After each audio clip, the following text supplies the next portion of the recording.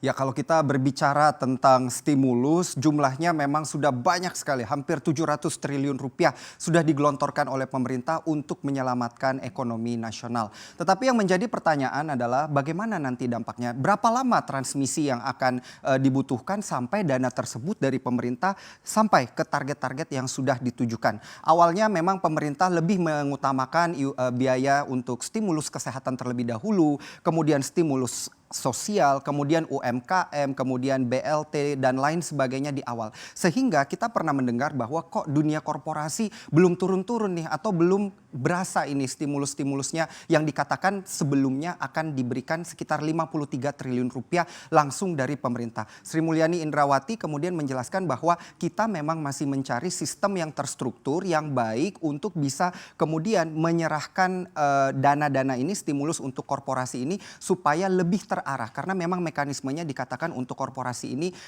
lebih sulit dilakukan. Nah, sehingga kalau kita melihat saat ini ada 100 triliun amunisi tambahan untuk perbankan yang ditujukan untuk korporasi, kita udah boleh bilang nih teman-teman bahwa inilah ternyata mungkin sistem yang dimaksud oleh Sri Mulyani untuk menyelamatkan korporasi. Mari kita lihat di sini datanya. Amunisi baru perbankan yang akan digelontorkan ini dikatakan oleh Kemenko Perekonomian Airlangga Hartarto bahwa belanja pemerintah pusat sebagai penggerak dan pengungkit perekonomian agar kuartal 3 ini bisa menjadi lebih positif. Karena memang dikatakan akan ada downturn di kuartal kedua apabila terjadi downturn juga atau ekonomi Indonesia tumbuh negatif lagi di kuartal ketiga maka kita resmi technical recession. Semoga ini tidak terjadi maka digelontorkanlah amunisi baru perbankan ini. Skemanya melalui dua jalur dari LPEI dan juga dari PII atau Penjaminan Infrastruktur Indonesia yang nantinya akan bekerja sama dengan 15 bank. Baik itu BUMN,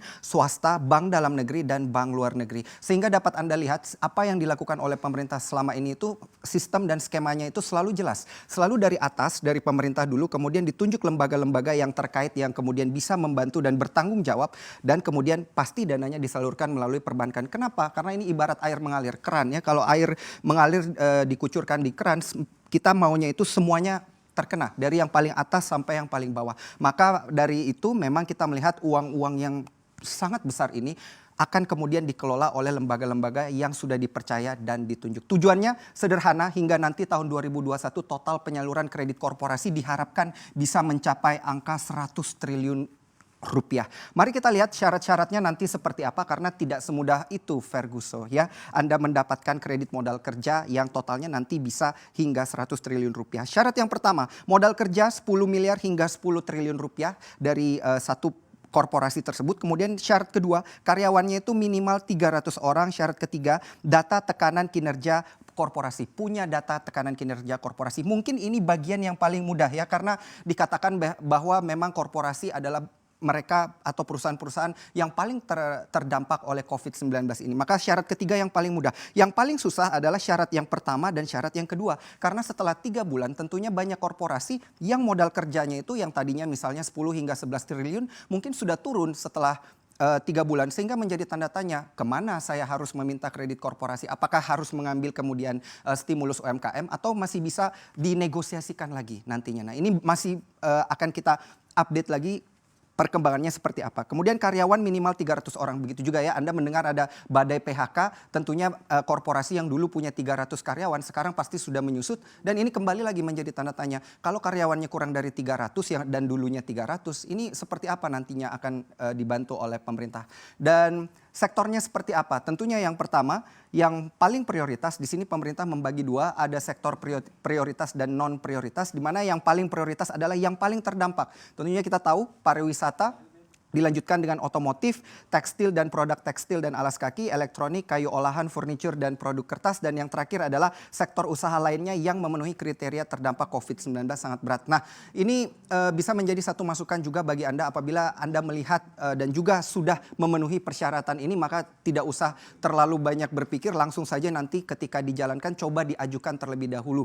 Maka kita akan melihat nanti skemanya yang sudah dibuat pemerintah ini sudah berjalan dengan lancar ataupun tidak. Dan yang ketiga di sini kita lihat stimulus perbankan di kala pandemi ini Yang pertama ada 30 triliun yang kita sudah dengar dengan leverage 3 kali untuk Himbara ini sudah digelontorkan, tapi transmisinya dikatakan masih belum terasa di beberapa sisi. Dan yang kedua ini ada 20 triliun untuk BPD. Nah, ini masih kita tunggu bagaimana nanti transmisi selanjutnya dan kapan akan dirasakan bagi industri perbankan. Karena kita tahu yang menjadi satu bom waktu di sini yang ingin kita kejar dan kita berharap tidak meledak nantinya adalah gejolak ekonomi dan badai PHK ini. Kenapa? Karena kita sudah melihat secara ekonomi di sini pendapatan per kapita dari masyarakat turun 3,6%, angka kemiskinannya naik 3,78 juta orang, bahkan dikatakan 6 juta orang dirumahkan dan tidak bisa di PHK karena tentunya PHK ini membutuhkan biaya lagi. Jadi sebaiknya dirumahkan saja. Itulah yang terjadi saat ini dan juga Kemnaker kemudian mengatakan bahwa pengangguran ini ternyata naik ya